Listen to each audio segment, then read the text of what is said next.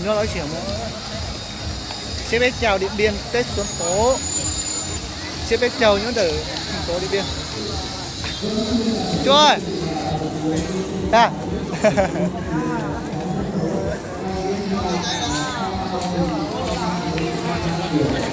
Tay cái đàn nuôi.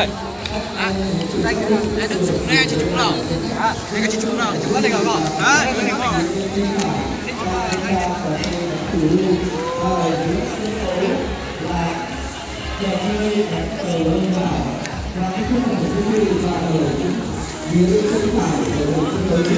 Các nghệ nhân múa kèn của chúng tôi cũng đang biểu diễn hướng dẫn cho tất cả các bạn trẻ cũng như các du khách Trời rồi tông nữa. xin mời tất cả quý vị chúng ta cùng trải nghiệm những trò chơi dân gian truyền thống trong buổi sáng ngày hôm nay. Vâng, kính thưa toàn thể quý vị, và ở trước sân khấu chính sẽ là thi giã bánh dày đến từ xã Hô Thanh và xã Nở Tấu. Và ban tổ chức xin được trân trọng kính mời hai đội sẽ cùng trở về trước sân khấu chính. Xin mời.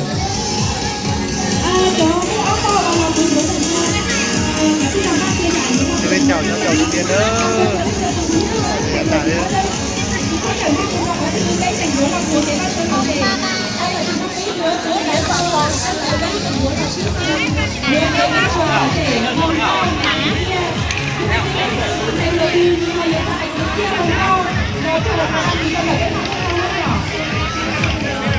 Vâng, kính thưa toàn thể quý vị, Hai đứa em lên, cháu lên. Xin thông báo tất cả quý vị, đặc biệt là quý du khách cùng đến với tỉnh Điện Biên, chúng ta đã được tham gia các hoạt động văn hóa, văn nghệ vui Tết dân tộc Mông năm 2020.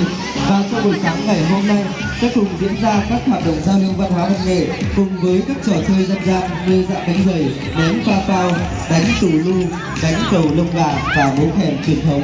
Xin được trân trọng kính mời tất cả quý vị du khách cùng trở về với tỉnh Điện Biên. Xin mời tất cả quý vị chúng ta sẽ cùng hòa với các trò chơi dân gian mà ban tổ chức chúng tôi đang gửi tới toàn thể quý vị trong sân hành lễ tượng đài chiến thắng Điện Biên Phủ ngày hôm nay.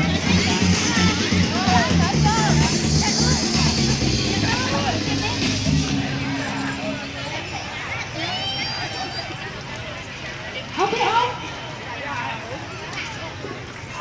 Con mới cho đánh đuổi nó nhở?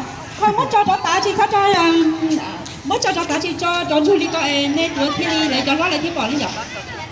Bé ông bao tuần dùa cả chị rồi tuần dùa họ nhận tí cứ tí nâng cho nâng cho tôi rồi thấy bé đó đúng thầy xin từ tuần dùa là nó nói nhở?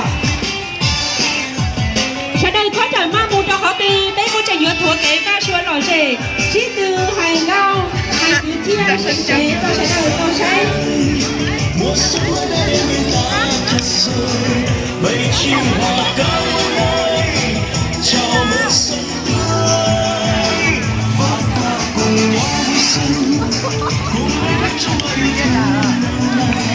tình ta trao dâng chào mừng xuân sang. Vâng, kính thưa toàn thể quý vị, và để cho quý vị tiện theo dõi tham gia các hoạt động trò chơi dân gian dân tộc Mông của chúng tôi ngày hôm nay, ban tổ chức xin được trân trọng thông báo trước sân khấu chính sẽ là hai đội thi giã bánh dày, về phía bên tay trái sân khấu sẽ là các nghệ nhân cùng ném pa pao, ở chính giữa là các nghệ nhân đang cùng tham gia trò chơi đánh cầu lông gà và múa kèn truyền thống, và góc bên tay phải là đánh tù lu. Vậy ban tổ chức xin được trân trọng kính mời quý vị đại biểu, quý vị khách quý cùng toàn thể quý du khách, chúng ta sẽ cùng theo dõi cũng như trải nghiệm các trò chơi dân gian của chúng tôi ngày hôm nay. bây giờ tôi thầy là giờ cho nó từ thua còn cái nào chạy đời mơ rồi đã là sự đuổi đuổi là giờ đuổi đuổi của tao đấy rồi đây là cùng tôi thấy là chạy tao cái không chỉ tao sẽ không không là như nào rồi nó biết cho cái chiếc tư mà biết cho cái đuổi còn cái đi té móng đi cái chạy của đuổi chiếc cái đầu nhưng tại cho nó tư xã là sĩ đuổi là giờ cuốn đuổi chiếc tư cuốn và tao đuổi trong tao nhiều thanh để là cổng tao đuổi cái gì nó nhỏ Mình chắc là cái đó sao mà tí trong tuổi trẻ nhỏ Vâng, đối với hai đội thi giã bánh dày xin được trân trọng đề nghị quý khán giả sẽ cùng vâng ạ, sẽ cùng để có nhìn đôi tránh xa đi tí. vâng đứng sau các đội thi đấu của chúng tôi ạ.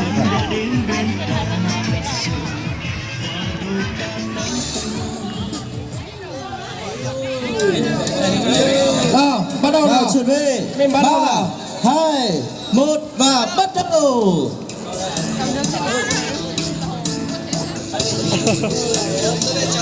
Sau đó giá còn đấy rồi thì đi trong tuần này nhở. Vâng, kính thưa toàn thể quý vị, bánh dày của dân tộc Mông nguyên liệu chính là gạo nếp nương thơm và dẻo. Gạo được vo sạch và được ngâm với nước ấm trong vòng 12 tiếng để đổ sôi. Chõ sôi thì được làm bằng gỗ để khi sôi chín không bị mất hương của nếp nương.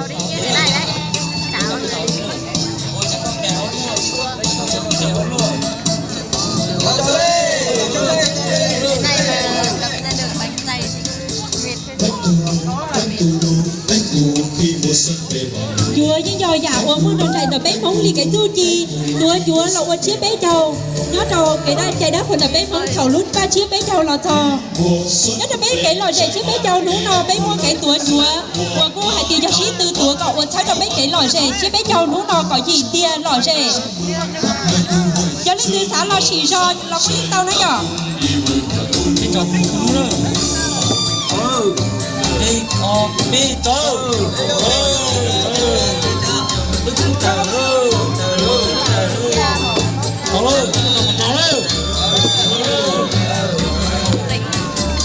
bé cho điện thoại cần thiết là muốn thầy sợi không nên phải có bé cho nó dọn cái đi vào trong túi nó cả cái chỉ là cho tùa đau lò trong đây nè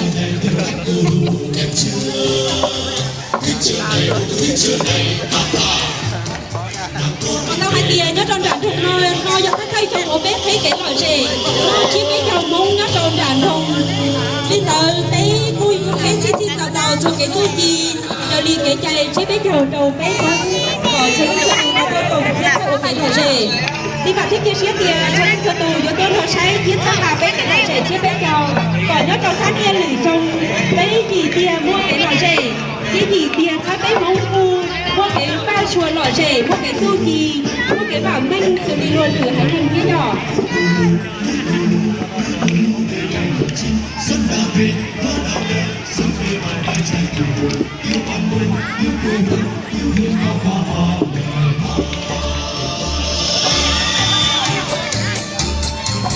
bé cô chị tính sĩ hở rõ ba và sĩ từ tuổi chúa nó thì sĩ cho lách từ số tuổi tao cho chúa lư số của tao chè cho bán tao lư dân nói nhỏ. Vâng, kính thưa toàn thể quý vị, giã bánh dày là một công việc nặng nhọc, đòi hỏi nhiều sức lực và kỹ thuật, sự khéo léo của các nhân vật để cùng giã mỗi lần